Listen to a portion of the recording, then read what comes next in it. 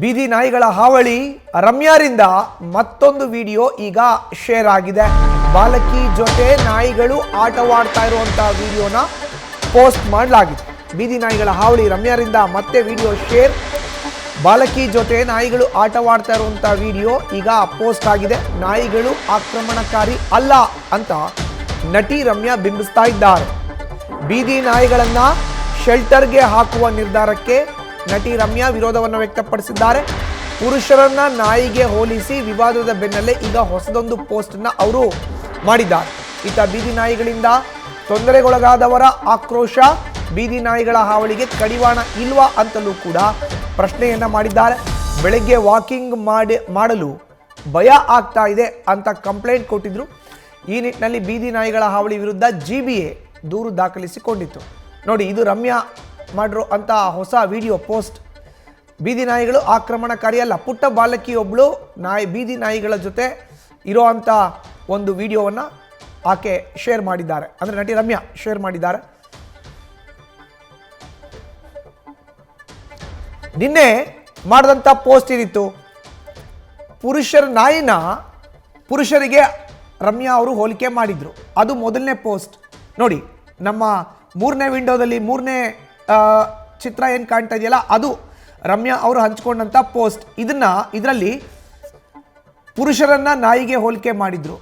ಆದ ಬಳಿಕ ಈಗ ವಿಡಿಯೋ ನೋಡ್ತಾ ಇದೀವಲ್ಲ, ಪುಟ್ಟ ಬಾಲಕಿಯೊಬ್ಳು ನಾಯಿಗಳ ಜೊತೆ ಆಟ ಆಡ್ತಿರುವಂಥದ್ದು, ನಾಯಿಗಳಿಗೆ ಬಿಸ್ಕೆಟನ್ನು ಕೊಡ್ತಾ ಇರುವಂಥದ್ದು, ಈ ಪೋಸ್ಟ್ನ ಈಗ ರಮ್ಯಾ ಮಾಡಿದ್ದಾರೆ.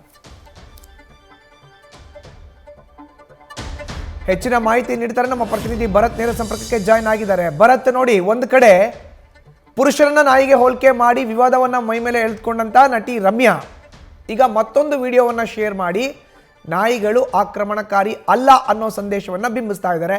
ಈ ಎರಡೂ ಪೋಸ್ಟ್ಗಳ ಬಗ್ಗೆ ಹೋಲಿಕೆ ಮಾಡಿ ಅನಾಲಿಸಿಸ್ ಮಾಡಿ ವಿವರಣೆಯನ್ನು ನೀಡೋದಾದರೆ? ಮಧುಸೂದನ್, ಈಗಾಗಲೇ ಸುಪ್ರೀಂ ಕೋರ್ಟ್ನಲ್ಲಿ ಬೀದಿ ನಾಯಿಗಳಿಗೆ ಸಂಬಂಧಪಟ್ಟಂತೆ ಈಗ ಸಾಕಷ್ಟು ಅರ್ಜಿಗಳ ವಿಚಾರಣೆ ನಡೀತಾ ಇದೆ. ಒಂದು ಕಡೆ ಪ್ರಾಣಿ ಪ್ರಿಯರು ನಾಯಿಗಳನ್ನು ಮನುಷ್ಯರ ಜೊತೆ ಸಹಜವಾಗಿ ಬದುಕೋದಕ್ಕೆ ಅವಕಾಶ ಮಾಡಿಕೊಡ್ಬೇಕು ಅಂತೇಳಿ ವಾದವನ್ನು ಮಾಡ್ತಾ ಇದ್ದಾರೆ. ಅದೇ ರೀತಿಯಾಗಿ ನಾಯಿಗಳಿಂದ ಹಿಂಸೆಗೆ ಒಳಗಾದವರು, ನಾಯಿಗಳಿಂದ ಸಾವನ್ನು ಒಳಗಾದಂತಹ ಕುಟುಂಬದವರು ಸಹ ನಾಯಿಗಳನ್ನು ಶೆಲ್ಟರ್ಗಳಿಗೆ ಹಾಕಿ ಅದರಿಂದ ಕಾಟ ಜಾಸ್ತಿ ಆಗ್ತಾಯಿದೆ, ಅದರಿಂದ ಪ್ರಾಣಹಾನಿ ಜಾಸ್ತಿ ಆಗ್ತಿದೆ ಅಂತ ಈ ರೀತಿಯಾದ ಒಂದು ವಾದ ವಿವಾದಗಳು ಸುಪ್ರೀಂ ಕೋರ್ಟ್ ಸಮ್ಮುಖದಲ್ಲಿ ನಡೀತಾ ಇದೆ. ಈ ನಡುವೆ ಈಗ ನಟಿ ರಮ್ಯಾ ಅವರು ಎರಡು ರೀತಿಯಾಗಿ ಒಂದು ಪೋಸ್ಟ್ ಹಾಕಿದ್ದಾರೆ. ಅಂದರೆ ರಮ್ಯಾ ಅವರು ಪ್ರಾಣಿ ಪ್ರಿಯರು ಅನ್ನೋದ್ರಲ್ಲಿ ಯಾವುದೇ ರೀತಿಯ ಸಂಶಯವಿಲ್ಲ. ಯಾಕಂತ ಹೇಳಿದ್ರೆ ಅವರು ಸಹ ನಾಯಿಯನ್ನು ಸಾಕುವಂತಹ ಒಂದು ವಿಚಾರವನ್ನು ಅವರೇ ಹಂಚ್ಕೊಂಡಿದ್ರು. ಅವರು ನಿನ್ನೆ ಒಂದು ಪೋಸ್ಟ್ ಹಾಕಿದ್ರು ಅಂತ ಹೇಳಿದ್ರೆ, ಪುರುಷರು ಸಹ ಅವರ ಮನಸ್ಸನ್ನು ಸಹ ಅರ್ಥ ಮಾಡ್ಕೊಳ್ಳೋದಕ್ಕೆ ಆಗೋದಿಲ್ಲ. ಅವ್ರು ಯಾವಾಗ ಕೊಲೆ ಮಾಡ್ತಾರೆ, ಯಾವಾಗ ರೇಪ್ ಮಾಡ್ತಾರೆ ಅನ್ನೋದು ಕೂಡ ಗೊತ್ತಾಗೋದಿಲ್ಲ.